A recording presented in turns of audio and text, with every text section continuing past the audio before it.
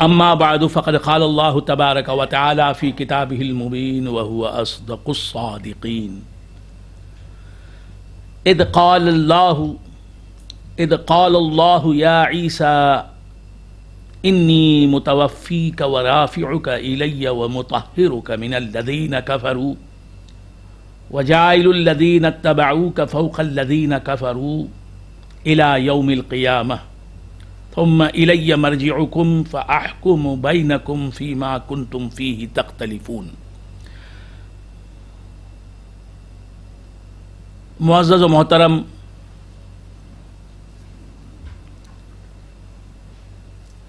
ناظرین کرام، حق تبارک و تعالیٰ کا بے انتہا فضل و کرم ہے کہ اس نے ہمیں سرکار دو عالم نور مجسم صلی اللہ تعالی علیہ وآلہ واصحابہ وسلم کی امت میں پیدا فرمایا اور ہمیں آپ کا امتی ہونے کا فخر عطا فرمایا۔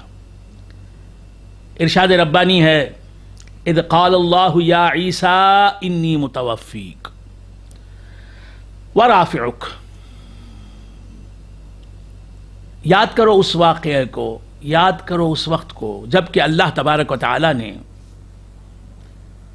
عیسیٰ علیہ السلام سے فرمایا کہ اے عیسیٰ، یقیناً میں تمہیں وفات دینے والا ہوں۔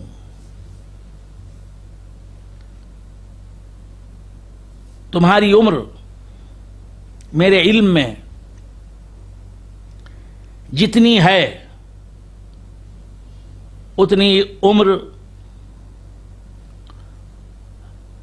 دنیا کی زندگی کی تمہیں دے کر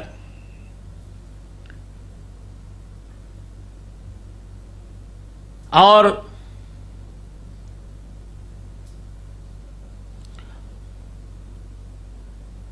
تمہیں آسمانوں پر بلند کرنے کے بعد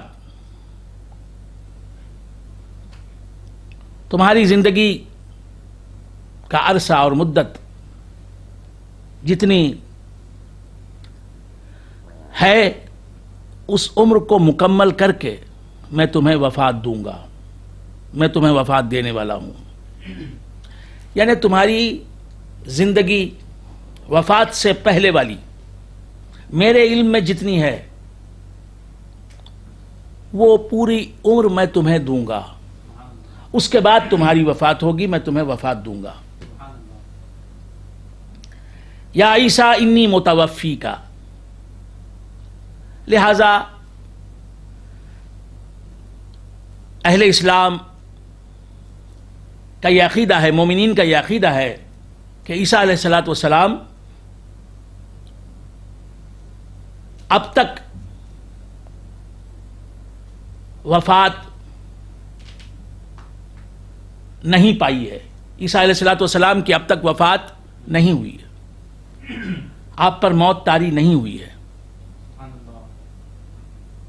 پیدا ہونے کے لمحے سے لے کر اب تک عیسیٰ علیہ الصلوۃ والسلام کی جسمانی، حقیقی، حسی، دنیاوی زندگی کا سلسلہ جاری ہے، ایک لمحے کے لیے بھی ختم نہیں ہوا۔ یہ عقیدہ ہے تمام مسلمانوں کا کہ اب تک عیسیٰ علیہ الصلوۃ والسلام کا وصال ظاہری نہیں ہوا، لیکن قیامت سے پہلے حضرت عیسیٰ علیہ الصلوۃ والسلام یقیناً وفات پائیں گے، آپ پر بھی موت طاری ہوگی، اللہ تعالیٰ آپ کو بھی موت کے مرحلے سے گزارے گا، آپ کو بھی موت کا ذائقہ چکھنا پڑے گا۔ قیامت سے قریب حضرت عیسیٰ علیہ الصلوۃ والسلام چوتھے آسمان سے اتریں گے، دنیا میں تشریف لائیں گے، 40 سال کی زندگی گزاریں گے، پھر آپ کی وفات ہوگی۔ سرور کونین جناب محمد الرسول اللہ صلی اللہ تعالی علیہ وآلہ وآصحابہ وسلم کہ روضہ اقدس میں حضور کے پہلو میں آپ کو دفنایا جائے گا، حضرت عیسیٰ علیہ السلام کو. یہ عقیدے ہیں اہل سنت و جماعت کے، یہ عقیدے ہیں اہل اسلام کے، مسلمانوں کے. تو عیسیٰ علیہ السلام پر آج تک وفات طاری نہیں ہوئی، آئندہ بھی نہیں ہوگی. ہاں قرب قیامت میں، قیامت سے قریب زمانے میں ہوگی، آپ پر بھی موت طاری ہونے والی ہے، لیکن اب تک نہیں ہوئی. اللہ تعالیٰ فرماتا ہے اس آیت میں کہ اللہ تبارک و تعالیٰ نے فرمایا عیسیٰ علیہ السلام سے کہ انی متوفیک، اے عیسیٰ میں تمہیں وفات دینے والا ہوں. یعنی تمہاری پوری عمر جو میرے علم میں ہے موت سے پہلے کی، وفات سے پہلے کی، وہ عمر تمہیں دے کر پھر میں تمہیں موت دینے والا ہوں. تو اس آیت سے یہ ثابت ہرگز ہرگز ہرگز نہیں ہوتا کہ عیسیٰ علیہ السلام کی وفات ہو چکی ہے ماضی میں، نہیں، مستقبل میں ہوگی. انی متوفی کا، میں اے عیسیٰ تمہیں وفات دینے والا ہوں. متوفی یہ اس میں فاعل کا صیغہ ہے، عربی جاننے والے حضرات جانتے ہیں. متوفی توفا یا توفا سے اس میں فاعل کا صیغہ ہے، باب تفعل. واو فے یا اس کا مادہ ہے. تو متوفی کا معنی ہے اب وفات دینے والا یا آئندہ وفات دینے والا. تو اللہ تبارک و تعالیٰ نے جو صیغہ استعمال فرمایا ہے وہ حال یا استقبال کے لیے، ماضی کے لیے نہیں ہے. تو معلوم یہ ہوا کہ اللہ تبارک و تعالیٰ نے آج تک ان پر وفات نہیں طاری کی. حضرت عیسیٰ علیہ السلام پر آئندہ طاری فرمائے گا.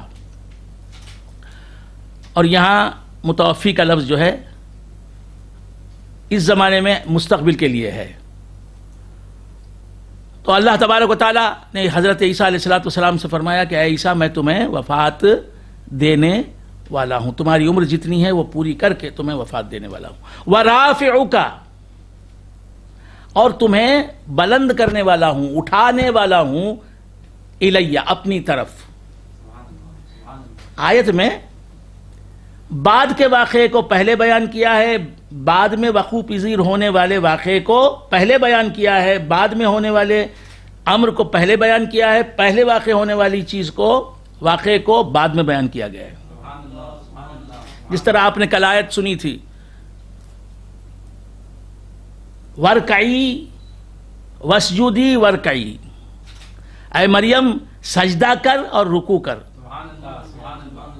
بعد میں کیے جانے والے کام کا ذکر پہلے کیا، سجدہ بعد ہوتا ہے، رکوع کے بعد ہوتا ہے. رکوع کا ذکر پہلے کیا اور رکوع کا اور سجدے کا ذکر بعد کیا.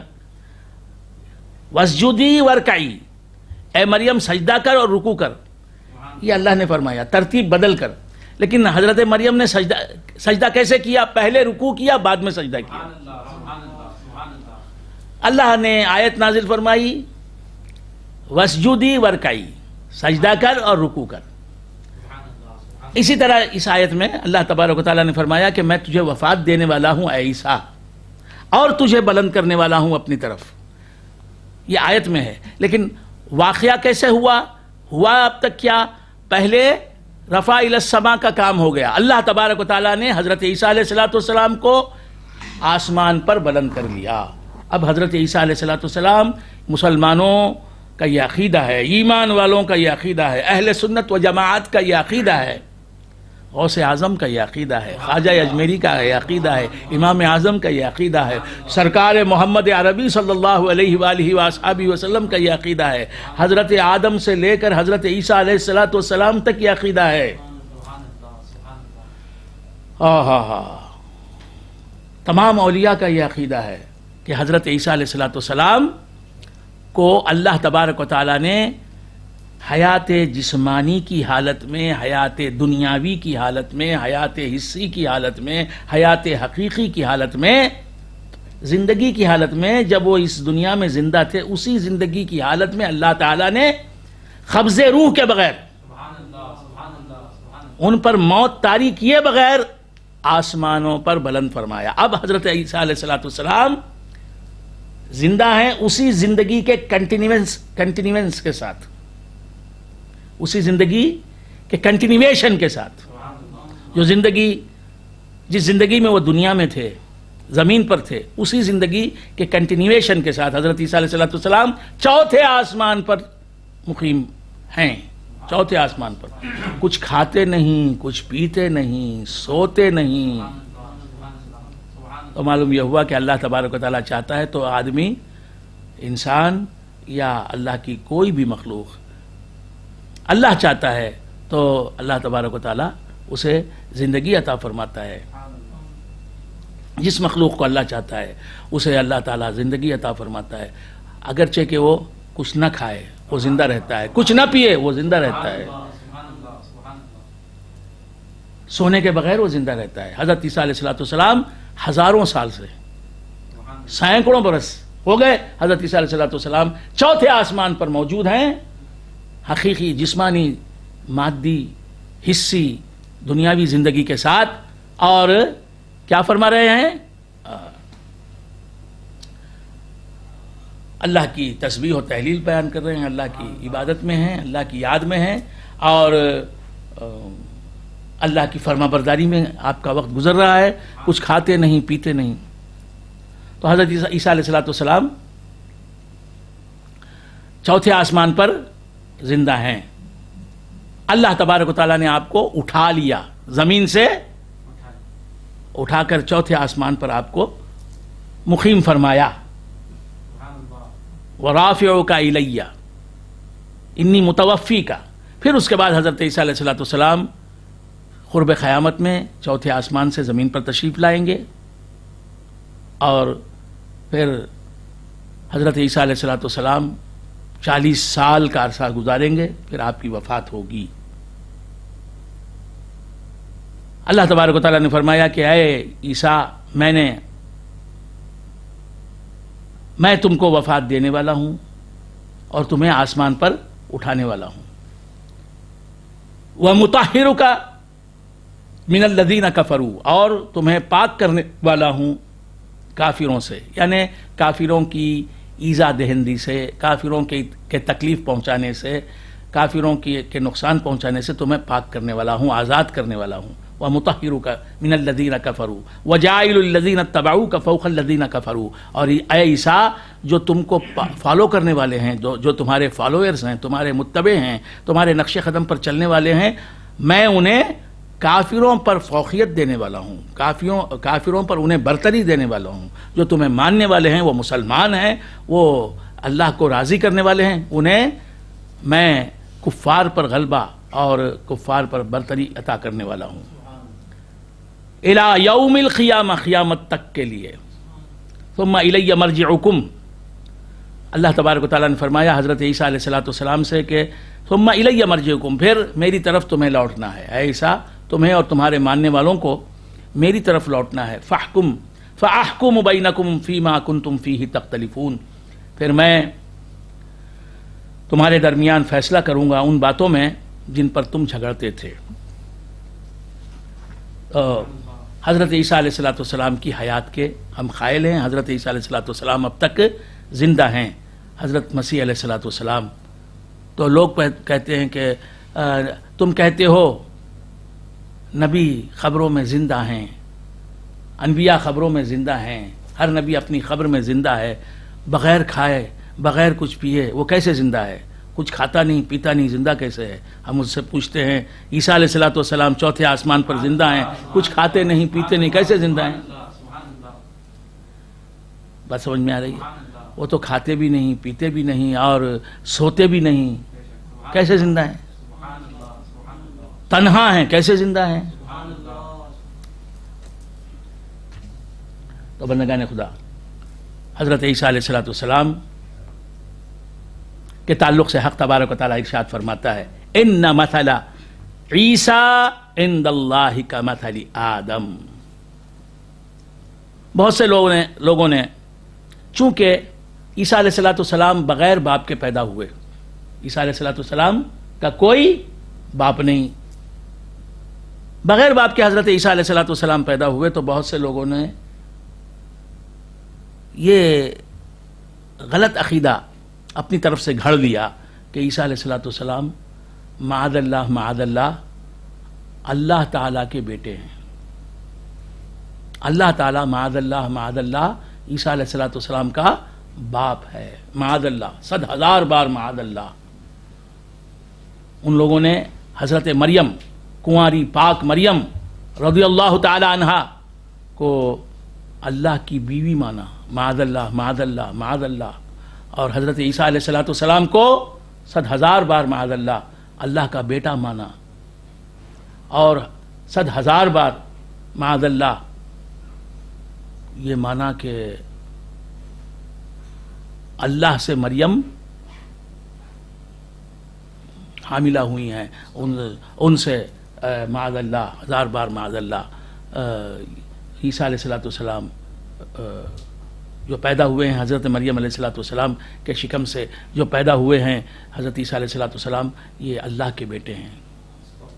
اللہ اور مریم رضی اللہ تعالی عنہا کے درمیان زن و شو کے تعلقات مانتے ہیں.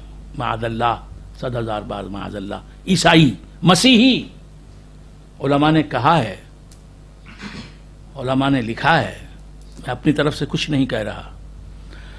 تو عرض کر رہا تھا یہ غلط عقیدہ انہوں نے اپنی طرف سے گھڑ لیا، اختراع کیا. یہ عقیدہ کفر ہے، یہ عقیدہ شرک ہے. اللہ تبارک و تعالیٰ نے اس عقیدے کی بنیاد اکھاڑ دی یہ فرما کر کے اللہ قل هو اللہ احد، اے محبوب تم فرماؤ کہ اللہ ایک ہے. اللہ الصمد، اللہ بے نیاز ہے. جو انسان بیوی رکھتا ہے، جس کی زوجہ ہوتی ہے، وہ زوجہ کا محتاج ہوتا ہے، زوجہ کا ضرورت مند ہوتا ہے، اسے بیوی کی ضرورت ہوتی ہے، وہ بیوی کا محتاج ہوتا ہے. اور جو انسان بچے رکھتا ہے، جس کا بیٹا ہوتا ہے، بیٹی ہوتی ہے، وہ بیٹی بیٹے کا محتاج ہوتا ہے. باپ اپنی اولاد کا محتاج ہوتا ہے، وہ ان سے مدد لیتا ہے.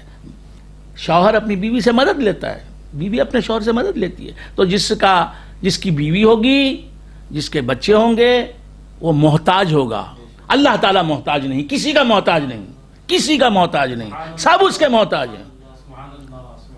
وہ نہ زمین کا محتاج ہے، نہ آسمان کا محتاج ہے، نہ چاند کا محتاج ہے، نہ سورج کا محتاج ہے، نہ دھوپ کا محتاج ہے، نہ سائے کا محتاج ہے، نہ ظلمت کا محتاج ہے، نہ نور کا محتاج ہے، نہ کسی انسان کا محتاج ہے، نہ کسی حیوان کا محتاج ہے، نہ ہوا کا محتاج ہے، نہ پانی کا محتاج ہے، نہ آگ کا محتاج ہے، نہ سمندروں کا محتاج ہے، نہ زمین کا محتاج ہے، نہ کسی ولی کا محتاج ہے، نہ کسی غوث کا محتاج ہے، نہ کسی قطب کا محتاج ہے، نہ کسی پیغمبر کا محتاج ہے. اللہ الصمد، اللہ کسی کا محتاج نہیں، اللہ کسی کا نیاز مند نہیں، اللہ کو کسی کی ضرورت نہیں. بے پرواہ ہے. جب کوئی مخلوق موجود نہیں تھی، وہ موجود تھا. ہر مخلوق کے بغیر وہ موجود تھا. تو اس سے پتہ یہ چلا کہ اسے کسی مخلوق کی ضرورت نہیں. ہم موجود ہیں، جب سے موجود ہیں ہزاروں مخلوقات کہ ہم محتاج ہیں. ہزاروں اللہ کی مخلوقات کی ہمیں ضرورت ہے. ہمیں پانی کی ضرورت ہے، کھانے کی ضرورت ہے، باپ کی ضرورت ہے، ماں کی ضرورت ہے، بیوی کی ضرورت ہے، خسر کی ضرورت ہے، رشتہ داروں کی ضرورت ہے، چاہنے والوں کی ضرورت ہے، دوستوں کی ضرورت ہے، حلقہ احباب کی ضرورت ہے، استاد کی ضرورت ہے، شاگردوں کی ضرورت ہے، مریدوں کی ضرورت ہے، پیروں کی ضرورت ہے، دعا کرنے والوں کی ضرورت ہے، دادا دادی نانا نانی کی ضرورت ہے. نوکر کو یجمان کی ضرورت ہے، یجمان کو نوکر کی ضرورت ہے. گاہک کو بیوپاری کی ضرورت ہے، بیوپاری کو گاہک کی ضرورت. مقرر کو سامعین کی ضرورت ہے، سامعین کو مقرر کی ضرورت ہے. امام کو مقتدیوں کی ضرورت ہے، مقتدیوں کو امام کی ضرورت ہے. تو بندگان خدا اللہ تعالی کو کسی مخلوق کی کسی جہت سے کوئی ضرورت نہیں. اسی لیے اس نے بار بار کہا سخر لکم ما فی السماوات والارض، اللہ نے تمہارے لیے مسخر کیا ہے آسمانوں اور زمین میں جتنی چیزیں. خلق لکم ما فی السماوات والارض، اللہ نے اے مخلوق تمہارے لیے آسمانوں اور زمین کی چیزوں کو پیدا فرمایا ہے۔ اے لوگو، اے انسانوں، اللہ نے تمہارے لیے زمین پیدا کی ہے، آسمان پیدا کیے ہیں، اور آسمانوں اور زمین کے درمیان جتنی بھی مخلوق ہے اللہ تعالیٰ کی، وہ سب تمہارے لیے پیدا کی گئی ہے۔ اے کریم کہ از خزانہ غیب گبر و ترسا وظیفہ خورداری، دوستاں را کجا کنی محروم تو کے با دشمنا نظر داری۔ اے کریم کہ از خزانہ غیب، حضرت سعدی شیرازی رحمۃ اللہ علیہ فرماتے ہیں اے وہ کریم، اے وہ کریم، اللہ تعالیٰ سے خطاب فرماتے ہیں، اے وہ کریم، اے کرم کرنے والے، اے ایسے کرم کرنے والے کہ از خزانہ غیب، کہ تو غیب کے خزانے سے، تیرا جو غیب کا خزانہ ہے، غیب میں ہے، اس خزانے سے گبر و ترسا وظیفہ خورداری، آتش پرستوں کو اور عیسائیوں کو تو وظیفہ خور رکھتا ہے، آتش پرستوں کو اور عیسائیوں کو تو پینشن دے رہا ہے، یعنی ان کو فوڈ پرووائڈ کر رہا ہے، ان کو ان کی ضرورت کی چیزیں دے رہا ہے، غذا دے رہا ہے، لباس دے رہا ہے، زندگی دے رہا ہے، سانسیں دے رہا ہے، دھڑکنیں دے رہا ہے، اگرچہ کہ وہ آتش پرست ہیں، آگ کو پوجنے والے ہیں، مسلمان نہیں، اگرچہ کہ وہ عیسائی ہیں، مسلمان نہیں، ان کو تو زندگی کی ہر سہولت فراہم کرتا ہے۔ ایسا کریم ہے تو، اے کریم ہے کہ از خزانہ غیب گبر و ترسا وظیفہ خورداری، دوستاں را کجا کنی محروم، اے پروردگار، اے اللہ تعالی، تو اپنے دوستوں کو، اپنے چاہنے والوں کو، تیرا نام لینے والوں کو، تیرے رسول کے متبعین کو کہاں محروم کرے گا اپنی نعمتوں سے، اپنی رحمتوں سے۔ تو کہ با دشمنا نظرداری، تو دشمنوں پر نظر کرنے والا ہے، نظر کرم کرنے والا ہے، دشمنوں کی بگڑی بنانے والا ہے، دشمنوں کی پکار سننے والا ہے، ان کی حاجتیں برلانے والا ہے۔ سعدی شیرازی رحمۃ اللہ علیہ فرماتے ہیں کہ ابر و باد و مہ و خورشید و فلک در کارند، ابر و باد و مہ و خورشید و فلک در کارند، اے مسلمان، اے مصطفیٰ کے فرما بردار مسلمان، اے مصطفیٰ کے نام لیوا مسلمان، تجھے اللہ تبارک و تعالیٰ نے مصطفیٰ کی فرما برداری کے لیے اس دنیا میں بھیجا، حضور کے نقش قدم پر چلنے والے بندوں میں شامل ہونے کے لیے اللہ تعالیٰ نے تجھے اس دنیا میں بھیجا۔ ابر و باد و مہ و خورشید و فلک، یہ ابر، یہ ہوا، یہ چاند، یہ سورج، یہ آسمان، ایسی مخلوقات اللہ کی در کارند، یہ مخلوقات کام میں لگی ہوئی ہیں۔ ابر کام میں لگا ہوا ہے، جس کے لیے اللہ نے اسے تخلیق کیا اس کام میں لگا ہوا ہے۔ ہوا اپنا کام انجام دے رہی ہے، اللہ نے جس مقصد کے لیے اسے پیدا کیا وہ کام انجام دے رہی ہے ہوا۔ چاند، چاندنی بکھیر رہا ہے، اپنے کام میں لگا ہوا ہے، اللہ نے جس کام کے لیے اسے پیدا کیا کر رہا ہے۔ سورج، جس کام کے لیے اللہ نے اسے پیدا فرمایا وہ کام کر رہا ہے، روزانہ صبح مشرق سے اگتا ہے اور اپنی روشنی سے پوری دنیا کی اندھیریوں کو اجالوں میں تبدیل کر دیتا ہے۔ سورج کے اجالے، یہ کیا اجالے ہیں؟ سورج کے اجالے سے کفر کی تاریکیاں مٹتی نہیں، لیکن مصطفیٰ کی تعلیمات سے پھیلے ہوئے اجالوں سے کفر کی اندھیریاں مٹ جاتی ہیں۔ ان کی یادوں کے اجالے اگر ہمارے ساتھ رہیں، پیارے نبی کی یادوں کے اجالے اگر ہمارے ساتھ رہیں، مصطفیٰ کی تعلیمات اور ارشادات کے اجالے اگر ہمارے ساتھ رہیں، خدا کے نور جناب محمد رسول اللہ صلی اللہ علیہ وآلہ وآلہ وسلم کی محبتوں کے اجالے اگر ہمارے ساتھ رہیں، تو یہ اس دنیا میں بھی اندھیرے ہمارا کچھ بگاڑ نہیں سکتے، اور وہاں بھی کفر کی ظلمتیں اور ہماری اعمال کی تاریکیاں اور جہنم کی تاریکیاں ہمارے قریب نہیں پہنچ سکتی۔ اجالے اپنی یادوں کے، شاعر کسی کے لیے کہہ رہا ہے، میں تو اپنے پیارے حبیب جناب رسول اللہ صلی اللہ علیہ وآلہ وآلہ وسلم کی بارگاہ میں عرض کرتا ہوں، یا رسول اللہ، اجالے اپنی یادوں کے ہمارے ساتھ رہنے دو۔ یا حبیب اللہ، اے ہاشمی سردار، اے ہاشمی گھر کے اجالے، اجالے اپنی یادوں کے ہمارے ساتھ رہنے دو، نہ جانے کس گلی میں زندگی کی شام ہو جائے۔ اجالے اپنی یادوں کے ہمارے ساتھ رہنے دو۔ ڈاکٹر بشیر بدر کا شعر ہے، مشہور شعر ہے، اجالے اپنی یادوں کے، غزل کا شعر ہے، میں تو اسے نعت کے طور پر گنگناتا ہوں، نعت کے شعر کے طور پر۔ اجالے اپنی یادوں کے ہمارے ساتھ رہنے دو، نہ جانے کس گلی میں زندگی کی شام ہو جائے۔ ہمارا دل، مطلع ہے اس غزل کا، ہمارا دل سویرے کا سنہرا جام ہو جائے۔ سویرے کے سورج کو سنہرا جام کہہ رہا ہے شاعر۔ ہمارا دل سویرے کا سنہرا جام ہو جائے، چراغوں کی طرح آنکھیں جلیں جب شام ہو جائے۔ یاد مصطفیٰ میں تو عرض کر رہا تھا کہ ابر و باد و مہ و خورشید و فلک، ساری شیرازی رحمۃ اللہ علیہ فرماتے ہیں کہ یہ سب چیزیں جس مقصد کے لیے پیدا ہوئی ہیں وہ اس مقصد میں لگی ہوئی، وہ کام کر رہی ہیں۔ یہ کیوں پیدا ہوئی ہیں؟ ابر، ہوا، سورج، چاند، آسمان، تا تو نانے بکفاری و بغفلت نہ خوری۔ اللہ نے ان سب چیزوں کو پیدا کیا، ساری کائنات پیدا کی ہے کس کے لیے؟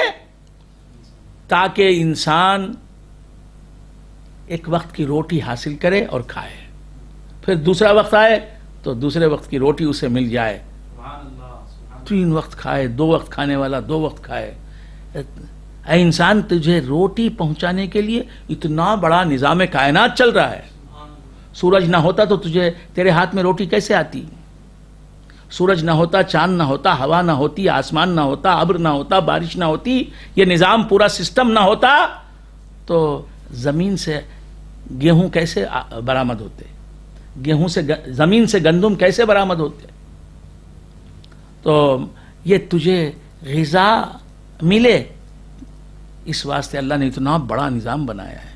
تا تو نانے بکفاری، اللہ نے یہ نظام پیدا کیا تاکہ تجھے تیری غذا ملے، فوڈ ملے، خوراک ملے۔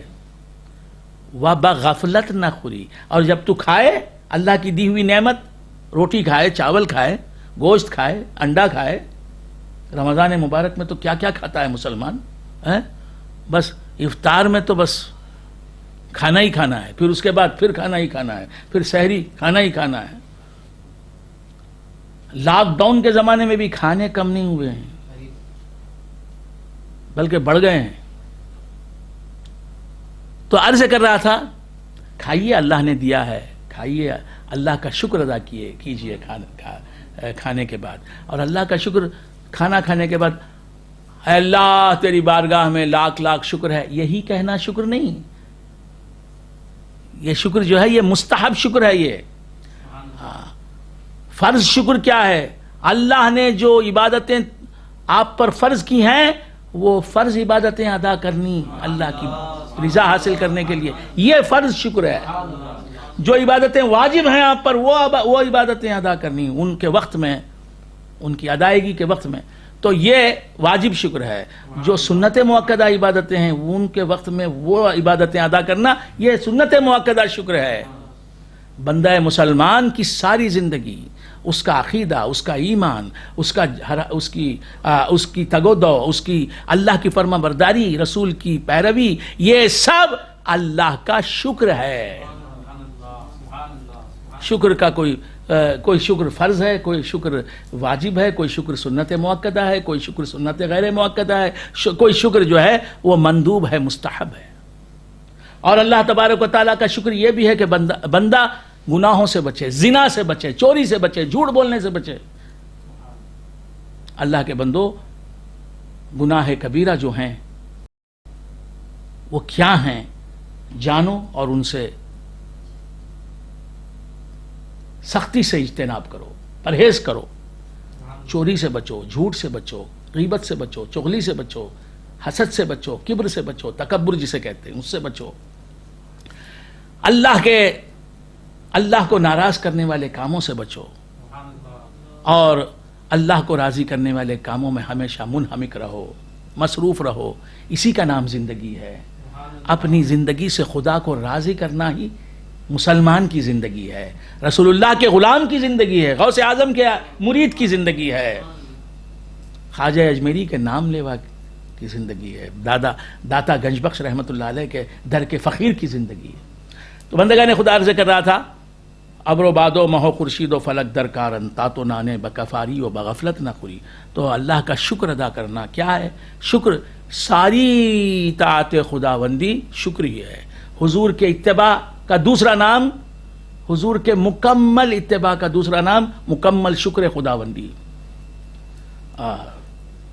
ہم از بہرے تو سرگشتہ و فرما بردار، سعدی شیرازی رحمۃ اللہ علیہ فرماتے ہیں کہ اے مسلمان، اے انسان، اے مسلمان، سب تیرے لیے کیا کر رہے ہیں؟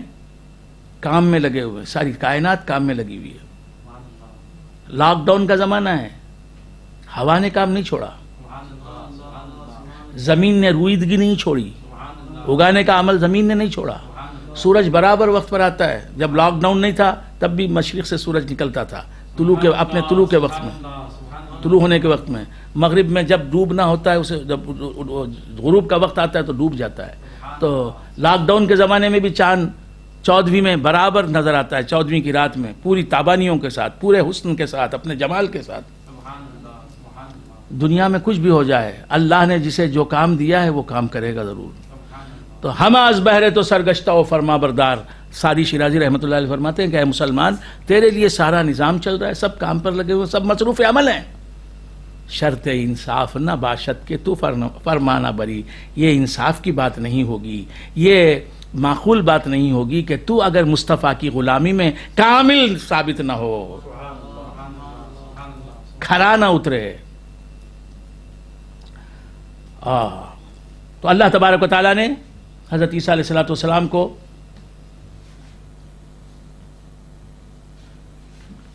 یہودیوں کے ظلم و ستم سے بچایا اور آسمان پر بلند کر لیا۔ ان مثل عیسیٰ عند اللہ کمثل آدم۔ تو اللہ تبارک و تعالیٰ کا کوئی بیٹا نہیں، بیٹی نہیں، باپ نہیں، ماں نہیں، زوجہ نہیں۔ اللہ تعالیٰ نے فرما دیا اللہ بے نیاز ہے۔ اگر اس کا کوئی بیٹا ہو تو اللہ اس کا نیاز مند ہو جائے گا۔ اس بیٹے کی باپ کو ضرورت ہوتی ہے، باپ کی بیٹے کو ضرورت ہوتی ہے۔ معاذ اللہ، اللہ کسی کا نیاز مند ثابت نہیں ہو سکتا۔ تو بندگان خدا، اللہ تبارک و تعالیٰ فرماتا ہے کہ اللہ تبارک و تعالیٰ بے نیاز ہے، اس کا کوئی رشتہ دار نہیں۔ ہم رشتہ داروں کے نیاز مند یعنی ضرورت مند ہوتے ہیں۔ اپنے نہ ہو تو لوگ کہتے ہیں کہ اپنا کوئی نہیں ہے یہاں، سب کسی اور ملک میں ہیں، میرے سب رشتہ دار دبئی میں ہیں یا فلاں ملک میں ہیں یا فلاں ملک میں، میں اکیلا یہاں ہوں اپنی بیوی کے ساتھ تنہا۔ تو اللہ تبارک و تعالیٰ فرماتا ہے کہ وہ بے نیاز، اللہ الصمد لم یلد، اللہ بے نیاز ہے، اسے ثابت کر رہا ہے کہ اللہ نے کسی کو جنا نہیں، یعنی اللہ کا کوئی بیٹا نہیں، بیٹی نہیں۔ جب بیٹا بیٹی نہیں تو پوتا، نواسا، نواسی، پوتی کوئی نہیں اللہ تبارک و تعالیٰ کے۔ اور پھر فرماتا ہے کہ لم یلد ولم، اور اللہ تبارک و تعالیٰ لم یلد ولم یولد، اللہ کا کوئی والد نہیں، والدہ نہیں۔ اور دیگر مقامات پہ کہا کہ لم تکن لہ صاحبہ، لم تکن لہ صاحبہ، اللہ کی کوئی زوجہ نہیں۔ تو اللہ تبارک و تعالیٰ لم یلد ولم یولد ہے، وہ نور ہے، نور کا کوئی باپ اور کوئی بیٹا نہیں ہوتا۔ اللہ نور، ایسا نور ہے کہ اس کا کوئی باپ نہیں، بیٹا نہیں، وہ بے نیاز ہے، سب اس کے نیاز مند ہیں۔ شاعر کہتا ہے کہ تو جس خاک کو چاہے وہ بنے بندہ پاک، اے مولا تو جس خاک کو چاہے، جس مٹی کو چاہے، تو اسے اس مٹی سے وہ انسان بنا دے جو ولی کہلائے، وہ انسان بنا دے جو ولی نبی کہلائے، وہ انسان تو جس مٹی کو چاہے، تو جسے جو بنانا چاہے بنا دے مٹی سے۔ نہیں، حضرت آدم علیہ السلام جیسے پیغمبر کو، پیغمبروں کے باپ کو، انسانوں کے باپ کو اللہ نے کس سے بنایا؟ مٹی سے. تو جس خاک کو چاہے وہ بنے بندہ پاک. تو چاہے تو مٹی سے ولی بنا دے.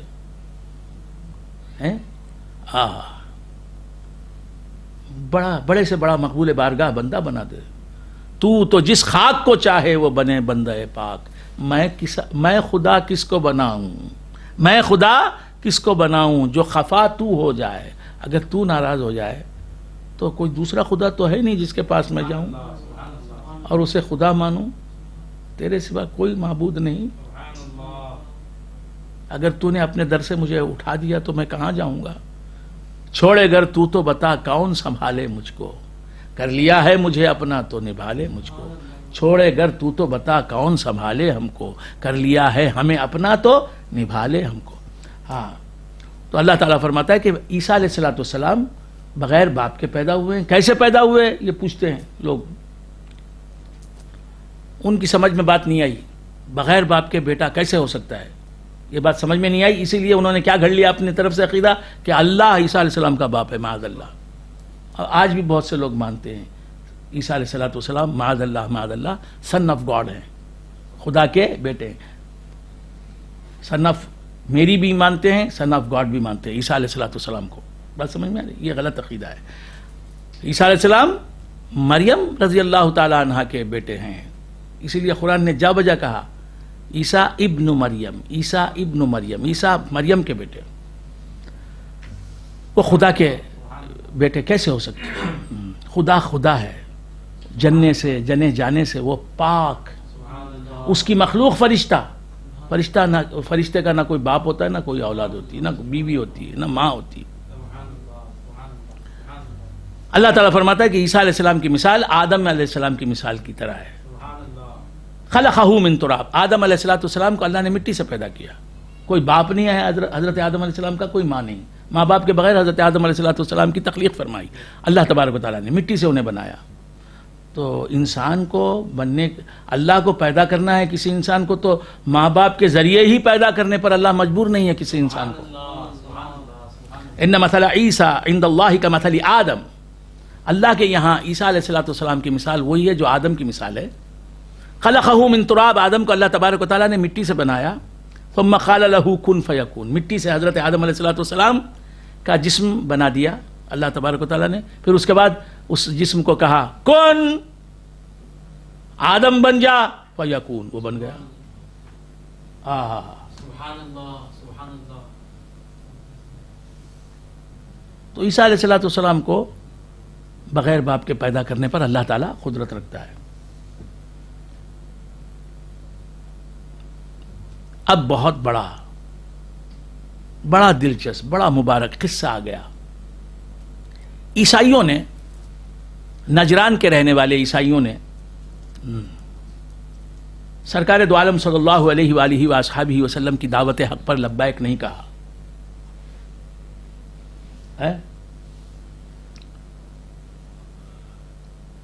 حضور کی مخالفت پر آمادہ ہو گئے. کہا کہ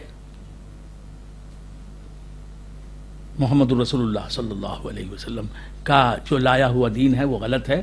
دین مسیحی عیسائی دین جو ہے وہی صحیح ہے. کرسچینٹی جو ہے وہی صحیح ہے, اسلام جو ہے وہ صحیح نہیں ہے. سرکار دو عالم صلی اللہ علیہ وآلہ وآصحابہ وسلم آ چکے ہیں. حضور کار تبلیغ شروع فرما چکے ہیں, دین کو پیش کر رہے ہیں, اشاعت دین میں مصروف ہیں, صحابہ دین کی دعوت دینے میں مصروف ہیں. اس کے باوجود لوگ نہ مانیں تو عیسائی نجران کے جو ہیں انہوں نے آپ کی دعوت کو قبول کرنے سے انکار کیا. اللہ تبارک و تعالیٰ فرماتا ہے فمن حاجک فیہ من بعد ما جاءک من العلم, اے محمد مصطفیٰ صلی اللہ علیہ وسلم, عیسیٰ کے بارے میں اسلام کچھ اور کہہ رہا ہے اور مسیحیت عیسائیت کچھ اور کہہ رہی ہے. عیسیٰ علیہ السلام کو اسلام اللہ کا بیٹا ماننے کے لیے تیار نہیں, اللہ کا رسول بتاتا ہے اسلام. عیسیٰ علیہ السلام کیا ہیں؟ اللہ کے نبی ہیں، اللہ کے رسول ہیں، صاحب کتاب ہیں. اللہ نے انہیں انجیل جیسی کتاب عطا فرمائی.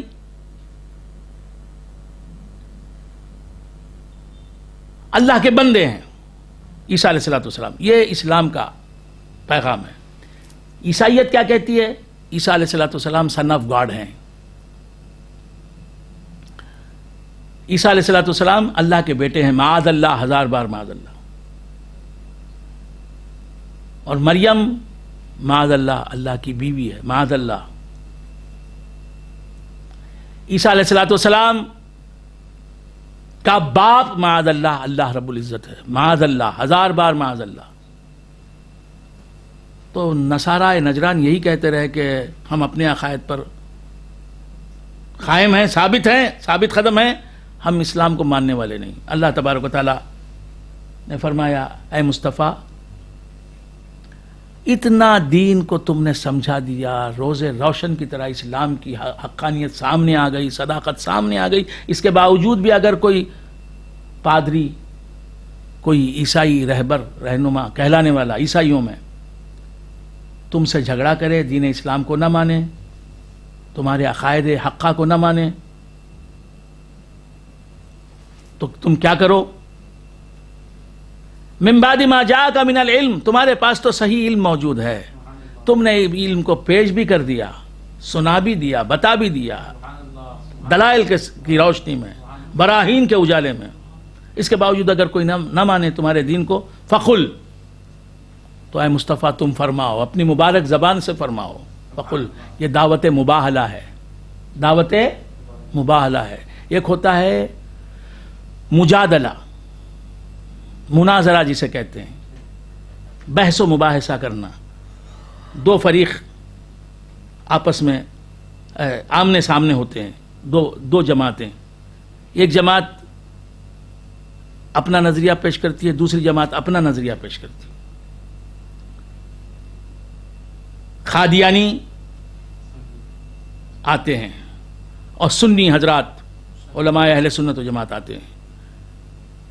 قادیانیوں پر اعتراض کرتے ہیں، قادیانی جواب دیتے ہیں، پھر ان جوابوں کو اہل سنت و جماعت رد کر دیتے ہیں. اس طرح اہل سنت و جماعت کو اللہ تبارک و تعالی فتح عظیم عطا فرماتا ہے. غلط فرقے والے آتے ہیں، صحیح فرقے والے ان کا رد کرتے ہیں. مناظرہ ہوتا ہے، مباحثہ ہوتا ہے، آرگومنٹ ہوتا ہے. آپ نے مناظرے کے کلپس بھی دیکھے ہوں گے. یہ ہوتا ہے مناظرہ. ایک ہوتا ہے مباہلہ. مناظرے میں ایک دوسرے پر لعنت نہیں بھیجی جاتی، مباہلے میں لعنت بھیجی جاتی اور عذاب کی دعا کی جاتی.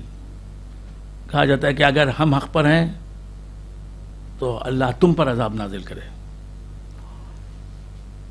یہ مباہلے کی بات ہے. سرکار دو عالم صلی اللہ علیہ وآلہ وآصحابہ وسلم سے اللہ تبارک و تعالیٰ نے فرمایا جہاں فروعی اختلاف ہوتا ہے وہاں مباہلہ نہیں ہوتا. مناظرے کے اندر جہاں اصولی اختلاف ہوتا ہے، کفر و ایمان کی جہاں جنگ ہوتی ہے، جس مناظرے میں کفر و اسلام آپس میں ٹکراتے ہیں، ایک دوسرے سے ٹکراتے ہیں، وہاں جو ہے مباہلے کی شکل پیدا ہوتی ہے. تو سرور کونین صلی اللہ تعالیٰ علیہ وآلہ وآصحابہ وسلم سے اللہ تبارک و تعالیٰ نے فرمایا اگر یہ عیسائی مصطفیٰ تمہیں غلط بتا رہے ہیں، تمہاری تکذیب کر رہے ہیں، جھٹلا رہے ہیں، تو ان سے کہو تعالو، آ جاؤ اے عیسائیو، آ جاؤ، اپنے علماء کے ساتھ آ جاؤ، اپنے رہبروں کے ساتھ آ جاؤ، پیشواؤں کے ساتھ آ جاؤ. تعالو، آ جاؤ، ندعو ابناءنا، ہم بلا لیں اپنے بیٹوں کو، وابناءکم، تمہارے بیٹوں کو، تم اپنے بیٹوں کے ساتھ آ جاؤ، ہم اپنے بیٹوں کے ساتھ آ جائیں گے. ونساءنا ونساءکم، اور تم اپنی عورتوں کے ساتھ آؤ، ہم اپنی عورتوں کے ساتھ آئیں گے. وانفسنا وانفسکم، تم خود آؤ تمہارے اپنوں کے ساتھ، ہم آئیں گے اپنوں کے ساتھ. ثم نبتہل، پھر ہم مباہلہ کریں گے. فنجعل لعنت اللہ علی الکاذبین، اور ہم میں جو جھوٹا ہوگا ہم اس پر اللہ کی لعنت اتاریں گے. تو سرکار دو عالم صلی اللہ علیہ وسلم نے نصارہ نجران سے کو بات پہنچا دی کہ فلاں دن مباہلہ ہوگا، میں آؤں گا، میرے اپنوں کے ساتھ آؤں گا. اور تم اپنوں کے ساتھ آ جاؤ، تمہاری عورتوں کے ساتھ.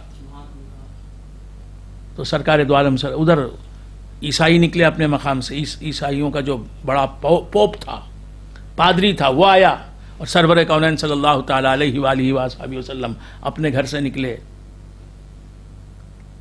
حضرت علی کرم اللہ وجہہ ساتھ ہیں.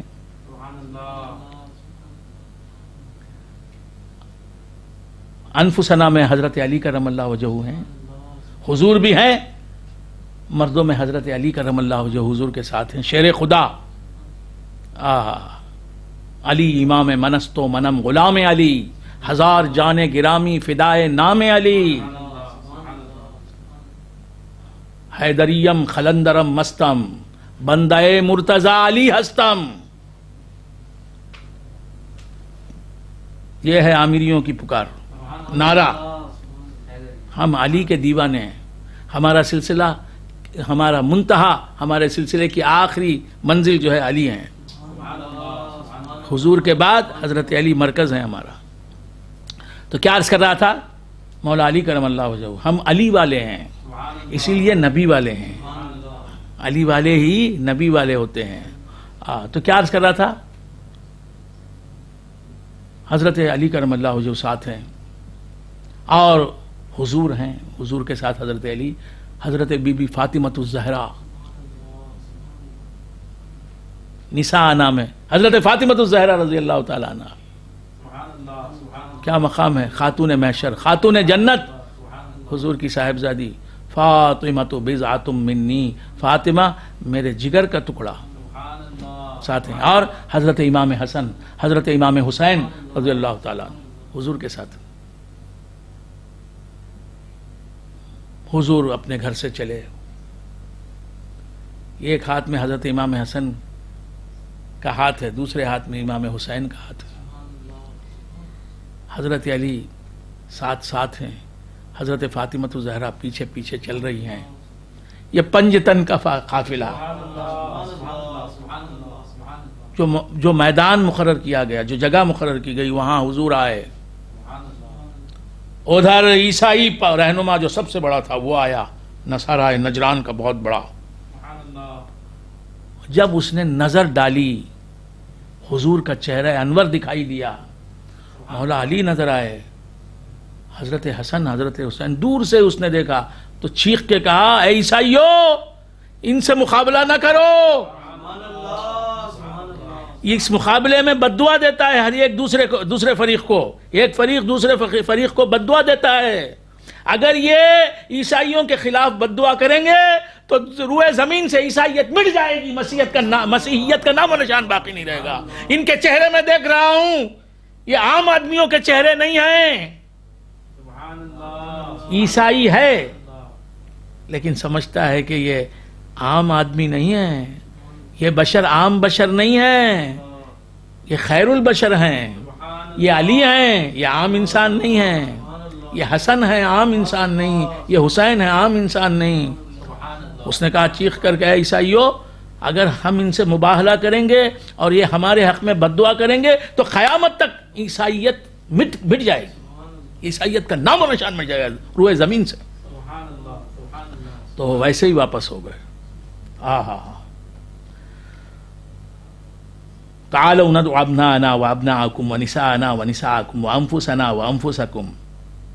تو پنجتن سے کوئی جیت نہیں سکتا. جس کے حامی پنجتن ہوں، جس کے حامی محمد رسول اللہ ہوں، جس کے حامی علی ہوں، جس کے حامی فاطمہ ہوں، جس کے حامی حسن ہوں، جو حسن کا دامن تھامے ہوئے ہے، جو یا حسین پکارنے والا ہے، وہ نہ اس دنیا میں ناکام ہو سکتا ہے نہ اس دنیا میں ناکام ہو سکتا ہے.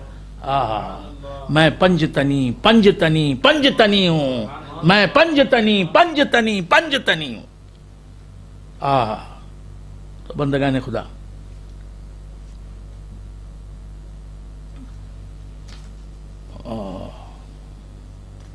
اللہ تبارک و تعالیٰ ارشاد فرماتا ہے، ما کان ابراہیم یہودیا ولا نصرانیا. ابراہیم علیہ الصلوۃ والسلام کی نسل سے تعلق رکھنے والے ہونے پر یہودیوں کو بڑا ناز تھا، عیسائیوں کو بڑا ناز تھا۔ اللہ تعالیٰ فرماتا ہے کہ ما کان ابراہیم یہودیا ولا نصرانیہ، اے یہودیو اے عیسائیو، ابراہیم کا دم بھرتے ہو تم؟ ابراہیم علیہ السلام تو نہ یہودی تھے نہ عیسائی تھے، ان کے عقائد جو ہیں نہ عیسائی عقائد تھے نہ یہودی عقائد تھے، ولیکن کان حنیفا مسلما، ابراہیم کے عقائد وہ تھے جو محمد رسول اللہ پیش کر رہے ہیں، ان کا ایمان وہ تھا جو محمد رسول اللہ عام کر رہے ہیں، پیش کر رہے ہیں۔ وما کان من المشرکین، یہودی بھی مشرک ہیں، عیسائی بھی مشرک ہیں، ابراہیم مشرک نہیں تھے۔ یہودی عزیر علیہ السلام کو اللہ کا بیٹا مانتے ہیں، عیسائی حضرت عیسیٰ علیہ السلام کو اللہ کا بیٹا مانتے ہیں۔ غیر اللہ کو اللہ کا بیٹا ماننا شرک ہے، اور محمد رسول اللہ کا جو دین حنیف ہے وہ عین دین ابراہیمی ہے۔ ابراہیم علیہ السلام کا دین تو مصطفیٰ پیش کرنے والے ہیں۔ اگر تمہیں ابراہیم سے محبت ہے تو مصطفیٰ کے غلام بن جاؤ، ان کے پیروکار بن جاؤ۔ اور اللہ تعالیٰ فرماتا ہے ان اول الناس بابراہیم للذین اتبعوہ وہذا النبی، ابراہیم سے محبت کرنے کے زیادہ حقدار، ابراہیم کا نام لینے، ان کی تعریف کرنے کے زیادہ حقدار، ابراہیم سے اپنی نسبت بتانے کے زیادہ حقدار، ابراہیم کی محبتیں لینے کے زیادہ حقدار کون ہیں؟ ان اول الناس بابراہیم للذین اتبعوہ، وہ لوگ جو ابراہیم علیہ السلام کے زمانے میں دین ابراہیمی کو اپنانے والے بنے، مسلمان لوگ۔ ابراہیم علیہ السلام جب آئے تب ان کے دین کو جنہوں نے مانا وہ لوگ۔ اس کے بعد وہذا النبی، یہ ھذا النبی کا خطاب کس کی طرف ہے؟ حضور اکرم صلی اللہ علیہ وآلہ وسلم۔ ابراہیم کے زیادہ قریب کون ہیں؟ وہ لوگ جو ابراہیم علیہ السلام کو ماننے والے بنے۔ اور ابراہیم سے زیادہ قریب کون ہے سب میں؟ ھذا النبی، یہ نبی تو ابراہیم کے خون سے بنے ہیں، ابراہیم کی نسل سے تعلق رکھنے والے۔ اور روایتوں میں آیا، میں نے کئی تفسیروں میں بیان بھی کیا ہے کہ حضرت ابراہیم حضور سے بہت مشابہ تھے۔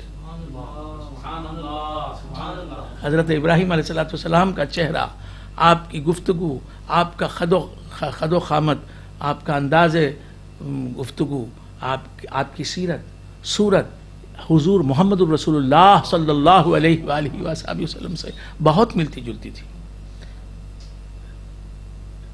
ھذا النبی، ابراہیم سے زیادہ قریب ہیں یہ نبی۔ والذین آمنوا، اور اسے ماننے والے، صدیق اکبر، فاروق اعظم، عثمان غنی، مولا علی، عشرہ مبشرہ، یہ صحابہ کرام جو ہیں سب کے سب یہ ابراہیم سے زیادہ قریب ہیں۔ ابراہیم کی محبتوں کے حقدار یہ زیادہ ہیں، ابراہیم سے محبت جتانے کے یہ زیادہ حقدار ہیں۔ واللہ ولی المؤمنین، اور اللہ ایمان والوں کا والی ہے۔ تو بندگان خدا، عرض کر رہا تھا کہ حق تبارک و تعالی نے ہمیں دین حنیف عطا فرمایا۔ ہم کس کی ملت پر ہیں؟ ابراہیم علیہ السلام کی ملت پر ہیں۔ ہمارا مذہب اسلام ہے۔ ملت کیا ہے ہماری؟ ملت کیا ہے؟ ملت ابراہیمی، یاد رکھیں، ملت کیا ہے ہماری؟ ملت ابراہیمی۔ مذہب کیا ہے؟ اسلام ہے۔ اب جنگ احد کا واقعہ، جنگ احد کا واقعہ، اللہ تبارک و تعالیٰ فرماتا ہے وَإِذْ غَدَوْتَ مِنْ أَهْلِكَ تُبَوِّئُ الْمُؤْمِنِينَ مَقَاعِدَ لِلْقِتَالِ۔ اے مصطفیٰ، یاد کرو اس واقعے کو جب تم اپنے گھر سے نکلے، اپنے گھر والوں سے نکلے، اپنے گھر سے نکلے۔ وَإِذْ غَدَوْتَ مِنْ أَهْلِكَ تُبَوِّئُ الْمُؤْمِنِينَ مَقَاعِدَ لِلْقِتَالِ، مسلمانوں کو میدان جنگ میں جا کر مسلمانوں کو ان کے جنگ کرنے کے مقامات پر قائم کرتے ہوئے۔ احد ایک مقام ہے مدینے سے قریب، ایک زمین کا حصہ ہے، وہیں جبل احد بھی، احد کا پہاڑ بھی موجود ہے، احد کا پہاڑ بھی موجود ہے، جبل احد آج بھی موجود ہے، جس پر حضرت حمزہ رضی اللہ تعالیٰ عنہ کا مزار اقدس ہے. اور جبل احد وہ پہاڑ ہے، احد کا پہاڑ وہ پہاڑ ہے جس کے بارے میں سرکار دو عالم نور مجسم صلی اللہ علیہ وآلہ وآصحابہ وسلم نے فرمایا کہ احد جبل یحبنا ونحبه، احد جبل یحبنا ونحبه، احد وہ پہاڑ ہے جو ہم سے محبت کرتا ہے. معلوم ہے پتھر بھی حضور سے محبت کرتا ہے، پہاڑ پتھر ہی تو ہے، پہاڑ حضور سے محبت کرتا ہے. حضور اور حضور اس کی محبت کو جانتے ہیں. یہ علم غیب نہیں تو کیا ہے؟ احد جبل یحبنا ونحبه، احد ایک پہاڑ ہے جو ہم سے محبت کرتا ہے، ہم اس سے محبت کرتے ہیں. تو پہاڑ بھی اگر حضور سے محبت کرے تو حضور اس سے محبت کرتے ہیں. انسان اگر حضور سے محبت کرے تو حضور کیسے محبت نہیں کریں گے؟ اور جس انسان سے حضور محبت کریں تو اب اس انسان کو نہ اس دنیا میں کوئی پریشانی ستا سکتی ہے، نہ اس دنیا میں وہ ناکام و خائب و خاسر ہو سکتا ہے. وَإِذْ غَدَوْتَ مِنْ أَهْلِكَ تُبَوِّئُ الْمُؤْمِنِينَ مَقَاعِدَ لِلْقِتَالِ. یاد کرو اے مصطفیٰ، اے پیارے حبیب، اس واقعے کو کہ جب تم غدا یغدو کے معنی صبح صبح نکلنا، صبح سویرے جب تم نکلے اپنے گھر سے، من اہلکا، یہاں لفظ کیا ہے؟ اہل کا لفظ ہے. اہل بیوی کو کہتے ہیں، اہل بیوی کو کہتے ہیں. حضرت محمد مصطفیٰ صلی اللہ علیہ وسلم میرے نبی حضرت عائشہ صدیقہ رضی اللہ تعالی عنہا کے کمرے میں تھے، اس کمرے سے نکلے. عائشہ جو حضور کی اہل ہیں رضی اللہ تعالی عنہا، ان کے کمرے سے، ان کے حجرے سے نکلے صبح ہی صبح جنگ کے لیے، میدان احد میں جا کر جنگ کرنے کے لیے کفار سے حضور نکلے. تو حضرت عائشہ صدیقہ کو اہل بتا رہا ہے حضور کی قرآن. تو معلوم یہ ہوا کہ حضرت عائشہ صدیقہ رضی اللہ تعالی عنہا حضور کے اہل بیت ہیں، گھر والی ہیں. تو ازواج نبی بھی اہل بیت میں داخل ہیں.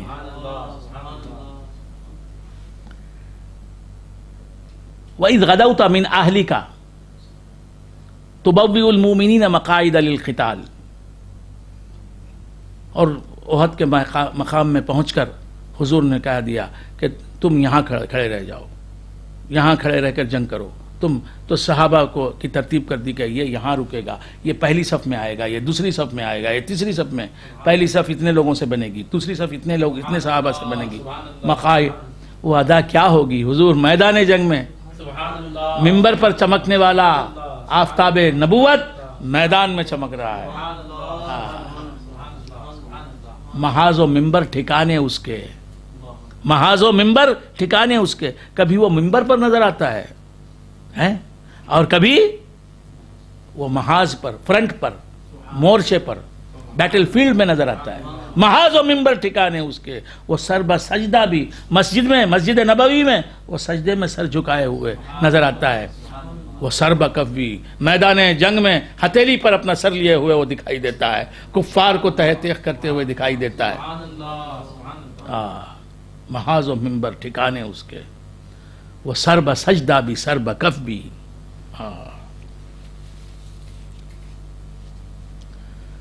اذ غدوت من اہلک تبوئ المؤمنین، جب تم اپنے گھر سے نکلے اور مسلمانوں کو میدان میں پہنچ کر ان کو قائم رہنے کا حکم دیا، تم یہاں کھڑے رہو، تم یہاں کھڑے رہو. واللہ سمیع علیم، اللہ سن رہا تھا. مصطفیٰ تمہاری باتیں اللہ سن رہا تھا، اللہ سننے والا ہے. تم اپنی مقدس زبان میں کیا کہہ رہے تھے، اپنے پیارے لہجے میں کیا کہہ رہے تھے. علیم، اور جان رہا تھا. اذ ہمت طائفتان، اللہ جانتا تھا کہ تم کون ہو، کیا ہو، کس کا مظہر ہو، کس کے جمال کا آئینہ ہو. اذ ہمت طائفتان منکم ان تفشلا واللہ ولیہما وعلی اللہ فلیتوکل المؤمنون. تو احد میں کیا ہوا؟ سرکار پہنچے اپنے صحابہ کے ساتھ اور حضور نے حضرت جبیر کو، عبداللہ ابن جبیر کو ایک گھاٹی میں کھڑا کر دیا. وہاں ایک گھاٹی تھی. گھاٹی کا مطلب دو پہاڑوں کے بیچ کا راستہ. ادھر بھی پہاڑی ہے، ادھر بھی پہاڑی ہے، بیچ میں زمین ہے. اس گھاٹی پر سرکار دو عالم صلی اللہ علیہ وآلہ وآصحابہ وسلم نے 50 صحابہ کو، جو تیر انداز تھے، تیر چلانے والے، وہاں روک دیا کہ یہ فرمایا کہ تم اس جگہ سے ہٹنا نہیں، میدان جنگ میں نہیں آنا، تم بس اسی گھاٹی میں رہنا. اور ان کا سربراہ حضرت عبداللہ ابن جبیر کو بنا دیا. کہا کہ جنگ ختم بھی ہو جائے تو تم یہاں سے نہیں نکلنا، شکست ہو، فتح ہو، کچھ بھی ہو، یہاں سے تم نہیں ہٹنا جب تک کہ میں نہ کہوں کہ تم ہٹ جاؤ یہاں سے. خیر جنگ ہوئی، مسلمانوں کو اللہ نے فتح عطا فرمائی. فتح، اب فتح ہونے کے بعد مسلمان یعنی صحابہ کرام نے مال غنیمت جمع کرنا شروع کر دیا. مال غنیمت، کفار کے پاس جو کچھ ہوتا ہے ان کے ہارنے کے بعد وہ مسلمانوں کا مال بن جاتا ہے. کفار جو کچھ لے کے آتے ہیں جنگ کے میدان میں تو باہر کا ان کی عورتیں لونڈیاں بن جاتی ہیں اور ان کے مرد غلام بن جاتے ہیں جو پکڑ لیتے ہیں، جن کو پکڑ لیتے ہیں مسلمان، اور سامان ان کا سب مال غنیمت بن جاتا ہے. تو مال غنیمت جب جنگ فتح پر منتج ہوئی، جنگ کا نتیجہ کیا ہوا؟ فتح. جنگ احد. جنگ بدر آپ کو معلوم ہے کب واقع ہوئی؟ جنگ بدر کون سے مہینے میں واقع ہوئی؟ نہیں معلوم ہے. جنگ بدر کس مہینے میں واقع ہوئی؟ بدر کی رمضان مبارک، 17 رمضان. اور جنگ احد شوال میں. یہ یاد رکھیں، جنگ بدر رمضان میں، جنگ احد شوال میں. تو سرکار دو عالم صلی اللہ علیہ وآلہ وآصحابہ وسلم کو اللہ نے فتح عطا فرمائی، صحابہ کو فتح ملی، مال غنیمت جمع کرنے لگے صحابہ. یہ جو گھاٹی میں تھے 50 صحابہ، تیر انداز صحابہ، حضرت عبداللہ ابن جبیر کی سرکردگی میں، انہوں نے دیکھا کہ جنگ تو ختم ہو گئی، جنگ تو ختم ہو گئی. اب تمام صحابہ مال غنیمت اکٹھا کرنے لگے ہیں، تو ہمیں بھی ان کا ہاتھ بٹانا چاہیے. یہ ایک اہم کام ہے. اب جنگ تو ہو گئی، فتح مل گئی، اب ہمیں بھی ان کا ساتھ دینا چاہیے. ہمیں یہ گھاٹی کو چھوڑ کر وہاں پہنچنا چاہیے جہاں صحابہ ہمارے بھائی مال غنیمت جمع کر رہے ہیں. ہمیں بھی جانا چاہیے، ان کا ہاتھ بٹانا چاہیے، ان کا ساتھ دینا چاہیے. یہ اجتہادی غلطی ہو گئی. صحابہ سے کیا ہوئی؟ 50 صحابہ سے کیا ہو گئی؟ اجتہادی غلطی ہو گیا. اگرچہ کہ عبداللہ ابن جبیر رضی اللہ تعالیٰ عنہ جو صحابی تھے، انہوں نے کہا کہ نہیں نہیں مت جاؤ، حضور نے فرمایا ہے، تاکید کی ہے کہ کسی صورت میں بھی یہ مقام نہیں چھوڑنا، یہ گھاٹی نہیں چھوڑنی ہے. لیکن دوسرے صحابہ نے ان کی بات نہیں مانی. ان سے کیا ہو گئی؟ خطائے اجتہادی. خطائے اجتہادی گناہ نہیں ہوتی، نہ گناہ صغیرہ ہوتی ہے، نہ گناہ کبیرہ ہوتی ہے. خطائے اجتہادی کو اللہ تعالیٰ معاف کر دیتا ہے، اگرچہ کہ وہ خطا ہے. تو یہ خطائے اجتہادی ہو گئی صحابہ سے. تو معلوم ہے صحابہ سے خطائے اجتہادی بھی ہوتی ہے. تو وہاں سے صحابہ نکل گئے، جہاں حضور نے کہا کہ یہ مقام نہیں چھوڑنا، نکل گئے. آخر کار کیا ہوا؟ کفار جو شکست کھا کے بھاگے تھے، وہ پیچھے سے وہاں آئے جہاں وہ درہ تھا، وہ گھاٹی تھی. دیکھا کہ یہاں لوگ نہیں ہیں، تو اس راستے سے کفار آئے اور مسلمان جو مال غنیمت جمع کر رہے تھے ان پر ایک حملہ کیا. اس طرح مسلمانوں کو پریشانی کا سامنا کرنا پڑا. بہت کچھ مسلمانوں کے جانیں گئی، یعنی کچھ مسلمان شہید ہو گئے. آپ سمجھ رہے ہیں؟ جنگ احد ہی میں حضرت حمزہ رضی اللہ تعالی عنہ شہید ہوئے. تو ہوا یہ کہ مسلمانوں کا نقصان ہوا. مسلمان شکست نہیں کھائے. مسلمانوں نے، بہت سے لوگ کہتے جنگ احد میں شکست ہوئی مسلمانوں کو، نہیں، مسلمانوں کا نقصان ہوا. تو اللہ تبارک و تعالیٰ نے یہ دکھا دیا کہ رسول اللہ کے فرمان کی خلاف ورزی اگرچہ کہ خطائے اجتہادی کے طور پر ہو سبحان اللہ سبحان اللہ سبحان اللہ وہ نقصان لاتی ہے. آپ سمجھ رہے ہیں؟ سبحان اللہ. تو وہ پیچھے سے انہوں نے حملہ کر دیا، اور یہ حملہ کرنے والوں کے سردار کون تھے؟ حضرت خالد بن ولید رضی اللہ تعالیٰ. تو یہ جنگ احد کا واقعہ ہوا. سبحان اللہ. اب اس کے بعد اللہ تبارک و تعالیٰ ارشاد فرماتا ہے جنگ احد میں بہت سے واقعات ہوئے، اب میں ان کا ذکر نہیں کرتا، مسلمان زیادہ پریشان ہوئے. اس کے بعد اللہ تعالیٰ فرماتا ہے وَلَقَدْ نَصَرَكُمُ اللَّهُ بِبَدْرٍ، اللہ تعالیٰ نے بدر کے مقام پر تمہیں فتح عطا فرمائی. سبحان اللہ.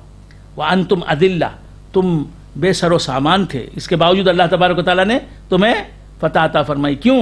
تمہارے پاس ساز و سامان نہیں تھا، ہمارا محبوب تمہارے پاس تھا. سبحان اللہ سبحان اللہ. فاتقوا اللہ، تو اللہ سے ڈرو، لعلکم تشکرون، تاکہ تم شکر گزار بن جاؤ. تو بندگان خدا، اللہ تبارک و تعالیٰ ارشاد فرماتا ہے، بڑی مبارک بات آئی. اللہ فرماتا ہے لقد من اللہ علی المؤمنین اذ بعث فیہم رسولا، یقیناً اللہ تبارک و تعالیٰ نے مومنوں پر احسان فرمایا، مسلمانوں پر احسان فرمایا. لقد من اللہ علی المؤمنین، یقیناً اللہ تبارک و تعالیٰ نے ایمان والوں پر احسان کیا. زمین ایمان والوں کو دی اللہ نے، لیکن یہ نہیں فرمایا کہ لقد من اللہ علی المؤمنین اذ آتاہم الارض، اللہ نے زمین مسلمانوں کو دی، یہ احسان کیا اللہ نے، یہ نہیں فرمایا. زمین اللہ تعالیٰ نے ہمیں دی، احسان نہیں جتایا. آسمان دیے، لیکن یہ نہیں کہا کہ اللہ نے احسان کیا ہے مسلمانوں کہ تمہیں آسمان دیے، یہ نہیں فرمایا. زمین دی، احسان نہیں جتایا. آسمان دیا، احسان نہیں جتایا. چاند دیا، احسان نہیں جتایا. سورج دیا، احسان نہیں جتایا. ہوائیں دیں، احسان نہیں جتایا. فضائیں عطا فرمائی، احسان نہیں جتایا. زندگی جیسی نعمت دی، احسان نہیں جتایا. علم دیا، احسان نہیں جتایا. شعور دیا، احسان نہیں جتایا. انسانیت دی، یہ احسان نہیں جتایا. صحت دی، عافیت دی، دولت دی، برکتیں دی، احسان نہیں جتایا. ہر ایک نعمت عطا فرمائی، احسان نہیں جتایا. لیکن حضور کو عطا فرمایا، ہمیں حضور کا امتی اور حضور کو ہمارا رسول بنایا تو احسان جتایا. اللہ فرماتا ہے لقد من اللہ علی المؤمنین اذ بعث فیہم رسولا، یقیناً اللہ تبارک و تعالیٰ نے ایمان والوں پر احسان کیا جبکہ ان میں ایک رسول کو پیدا کیا. زمین اللہ کا احسان ہے، آسمان اللہ کا احسان ہے، چاند اللہ کا احسان ہے، سورج اللہ کا احسان ہے، ستارہ اللہ کا احسان ہے، روشنی اللہ کی احسان، اللہ کا احسان ہے، تاریکیاں اللہ کا احسان، اجالے اللہ کا احسان، صبح تڑکا اللہ کا احسان، ہر چیز اللہ کا احسان. لیکن کسی چیز کو اللہ کا احسان ہے نہیں کہا. اللہ نے احسان کیا کہ یہ چیز تمہیں دی اے مسلمانوں، یہ نہیں فرمایا. حضور کو کہا کہ رسول کو جب مبعوث کیا تم میں، یہ احسان. تو حضور کو احسان بتایا اپنا. کیا بات کہ دوسری چیزوں کو احسان نہیں کہا، حالانکہ ہر چیز اللہ کا احسان ہے، لیکن کسی دوسری چیز کو احسان نہیں بتایا. حضور کو احسان بتایا، حضور کا ہمارے درمیان مبعوث ہونا، یہ احسان بتایا. تو کیا بات سمجھ میں آئی؟ اللہ کی حقیقت میں دین ایک ہی ہے، وہ مصطفیٰ ہے. اصل اللہ کا احسان مصطفیٰ ہے، سبحان اللہ. اور اس احسان سے اللہ کا ہر احسان نکلتا ہے. زمین احسان ہے، حضور کے نور سے نکلتی ہو. تو حضور ایسا احسان ہے جس سے اللہ کا ہر احسان نکلتا ہے. حضور اللہ کا وہ احسان ہے جس سے اللہ کا ہر احسان جو بندوں پر اللہ کرتا ہے وہ پیدا ہوتا ہے. اللہ کا ہر احسان حضور کے نور سے پیدا ہوتا ہے. بس سمجھ میں. تو حضور کو جب ہم میں مبعوث فرمایا تو اللہ نے فرمایا کہ ایمان والوں پر اللہ نے احسان فرمایا. ایمان والوں پر اللہ نے احسان فرمایا، حضور کو مبعوث فرمایا. اور حضور ہم سے دور ہیں کیا؟ نہیں، حضور ہم سے دور نہیں ہے، جسم پاک کے اعتبار سے حضور ہم سے دور ہیں، نور پاک حضور کا ہمیں میں موجود ہے۔ وَعْلَمُوا أَنَّ فِيكُمْ رَسُولَ اللَّهِ، یہ جان لو کہ اللہ کا رسول تم ہی میں موجود ہے۔ تم جاگ رہے ہوتے ہو تو بھی وہ تم میں موجود رہتا ہے، تم سو رہے ہوتے ہو بھی تو وہ تم میں موجود رہتا ہے، 24 گھنٹے وہ تم میں موجود ہے، اور وہ تم سو رہے ہوتے ہو اور تم میں جو نبی موجود ہے وہ سو رہا نہیں ہوتا، وہ سوتا نہیں، تو کیا کرتا ہے؟ وہ تمہاری ہر پہلو سے حفاظت کرتا ہے، تم پر ہر پہلو سے نوازش کرتا ہے، تمہیں ہر پہلو سے چاہتا ہے۔ بچہ سو جاتا ہے، ماں جاگتی رہتی ہے، تو ہم سو رہے ہوتے ہیں اور ہمارا نگہبان، ہمارا نگران وہ جاگ رہا ہوتا ہے، وہ جاگے اور ہم سوئیں۔ سبحان اللہ، تو حضور جب ہمارے ساتھ ہوں، کونین کا آقا، ثقلین کا تاجدار، شہنشاہ کونین، سبحان اللہ، ہر مسلمان کے اندر ہے، ساتھ ہے، تو اب مسلمانوں تمہیں گھبرانے کی کیا ضرورت ہے؟ بیماری تم سے دور ہے، بیماری کو شفا میں بدلنے والا آقا جناب محمد الرسول اللہ تمہارے اندر موجود ہے، تو نہ اب کرونا وائرس سے گھبرانے کی ضرورت ہے، نہ کسی دشمن کی دشمنی سے گھبرانے کی ضرورت ہے، نہ کسی دجالی قوت سے گھبرانے کی ضرورت ہے، نہ کسی یہود و نصارہ کی سازش سے گھبرانے کی ضرورت ہے۔ اے مسلمانوں، تم کما نہیں رہے ہو۔ کتنے میرے بھائی مسلمان ہیں، نوکریاں ان کی چھن گئی ہیں، اللہ انہیں رزق عطا فرمائے، غیب سے روزی عطا فرمائے، نوکریاں چھن گئی لاک ڈاؤن کی وجہ سے۔ کتنے مسلمان ہیں جو فٹ پاتھ پر کچھ چیزیں بیچ لیتے تھے، لاک ڈاؤن کی وجہ سے وہ اپنے گھروں میں ہیں، گھروں میں قید ہیں۔ کتنے مسلمان ہیں جو جن کی شاپس بند ہیں، جن کی دکانیں بند ہیں، 40 دن کا عرصہ ہو گیا، لیکن رسول اللہ صلی اللہ علیہ وآلہ وآصحابہ وسلم کی مہربانی دیکھیے، لاک ڈاؤن کے زمانے میں بھی ہم نعمتیں کھا رہے ہیں، افطاری ہو رہی ہے، سحری ہو رہی ہے، افطار کے مزے لوٹ رہے ہیں، سحری کے مزے لوٹ رہے ہیں۔ لاک ڈاؤن کی وجہ سے کوئی کمی نہیں آئی ہماری غذا میں، ہماری سحری میں، افطار میں، ہے یہ کون کھلا رہا ہے؟ مصطفیٰ کی مہمان نوازی ہے یہ۔ وَعْلَمُوا أَنَّ فِيكُمْ رَسُولَ اللَّهِ، تمہارے دوست تم سے، جو میرے دوست بنگلور کے رہنے والے ہیں، وہ مجھ سے 40 دن ہو گئے ملے نہیں، میں ان سے ملا نہیں۔ سید سجاد عامری گرپن پالا کے رہنے والے، نوری فاؤنڈیشن والے سید سجاد عامری، مسجد رسول عربی، مسجد رسول اللہ کے بانی سید سجاد، ان کے ساتھی شبیر اور کیا نام ہے مزمل، یہ سب لوگ، یہ ان سے ملاقاتیں ہوتی رہتی ہیں، لیکن اب میں مدراس میں قید ہوں، وہ بنگلور میں قید ہیں۔ حسیبی شاہ صاحب، عبد الحسیب حسیبی شاہ، ہمارے والد گرامی کے خلیفہ، وہ 40 دن ہوئے ان کو میں نے دیکھا نہیں، انہوں نے مجھے دیکھا نہیں۔ ہاں دیکھا ہے الحمدللہ، اس پر میں نے انہیں نہیں دیکھا، وہ تو مجھے واچ کر رہے ہیں ٹی وی پر الحمدللہ روزانہ، تو میں نے انہیں دیکھا نہیں، ہم جدا ہیں، ہم دور ہیں ایک دوسرے سے۔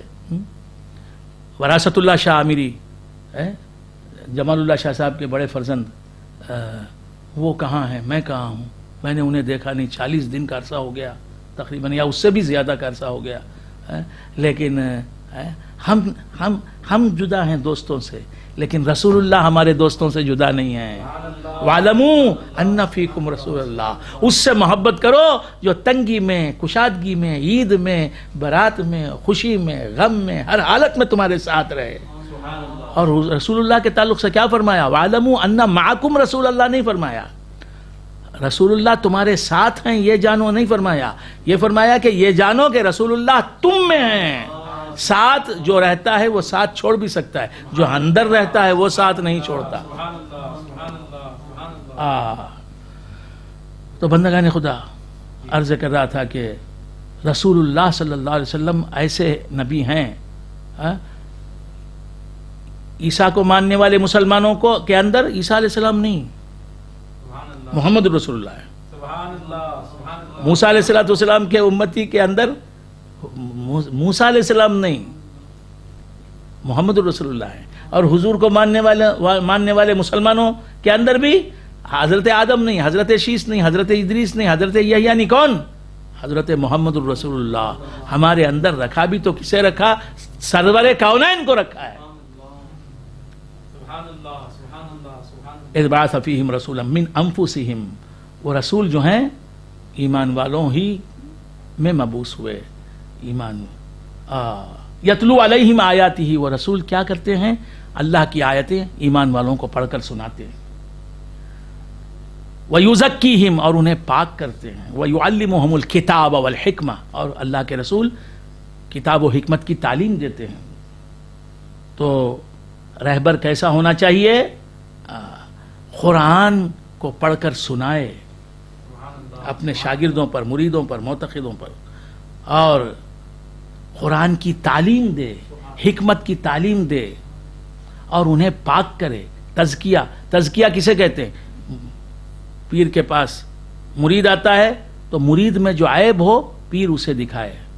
وہ داڑھی مونڈتا ہے، مرید داڑھی مونڈتا ہے تو پیر پر فرض یہ ہے کہ وہ کہے کہ دیکھ تو داڑھی مونڈتا ہے، داڑھی مونڈا ہے تو، میں دیکھ رہا ہوں کئی مہینوں سے تو داڑھی مونڈ رہا ہے، یہ گناہ ہے کبیرہ ہے. داڑھی مونڈنا، داڑھی مونڈنے کا عادی ہے تو، یہ گناہ کبیرہ ہے. تو فاسق ہے، فاسق مولن ہے، تیری گواہی قابل قبول نہیں، تو مردود الشہادہ ہے.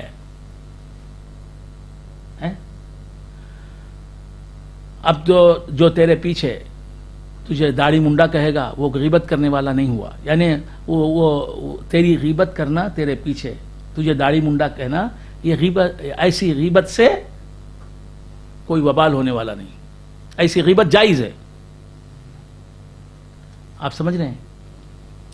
تو پیر کو چاہیے کہ مرید کی جو اخلاقی کمزوریاں ہیں ان سے مرید کو آگاہ کرے.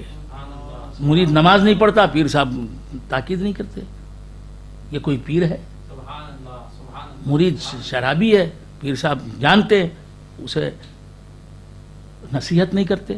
مرید جواری ہے، اسے روکتے نہیں جوا بازی سے. مرید بد نظری کرتا ہے، پیر صاحب دیکھتے اسے روکتے نہیں. مرید گالی بکتا ہے، پیر صاحب روکتے نہیں. مرید سود لیتا ہے، سود دیتا ہے، پیر صاحب روکتے نہیں. یہ تزکیہ پیر صاحب کو چاہیے کہ اصلاح کریں اپنے مریدین کی، تزکیہ کریں، ان کے ظاہر کو کی اصلاح کریں، باطن کا بھی تزکیہ اور اصلاح کریں. سبحان اللہ سبحان اللہ. پیر جو ہوتا ہے وہ جانشین پیغمبر ہوتا ہے. تو یتلو علیہم آیاتی، پیر کیسا ہونا چاہیے؟ قرآن کو صحیح پڑھنے والا، قرآن کے صحیح معنی بتانے والا، قرآن کے مفاہیم بتانے والا مریدوں کو. وَيُزَكِّيهِمْ، اور تزکیہ کرنے والا. وَيُعَلِّمُهُمُ الْكِتَابَ وَالْحِكْمَةَ، قرآن کی تعلیم دینے والا اور حکمت کی تعلیم دینے والا. یہ حکمت کیا ہے؟ علم تصوف، علم باطن،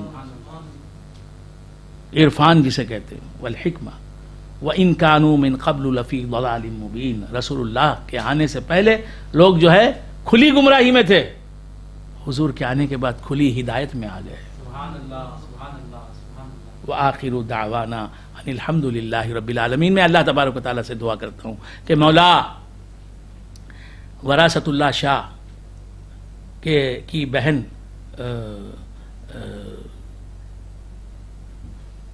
کو صحت کاملہ عاجلہ مستمر عطا فرمائے.